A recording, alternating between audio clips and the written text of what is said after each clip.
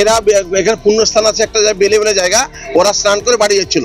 ওই সময়তে গাড়ি ওই দাঁতে ডাম্পার ছিল আর এরা যাচ্ছিল বহরমপুর দিকে, দিয়ে সেই ডাম্পারের সাথে অ্যাক্সিডেন্ট হয়, হয়ে সমস্ত চাষির গাড়ি উড়ে যায়, টেকারের কোনো অস্তিত্ব নাই। এতে 20-21 জন ছিল, তার দুটো বাচ্চা ছিল, সেই বাচ্চা দুটো বেঁচে আছে, 2-1 সুস্থ আছে, 2-1 মাত্র।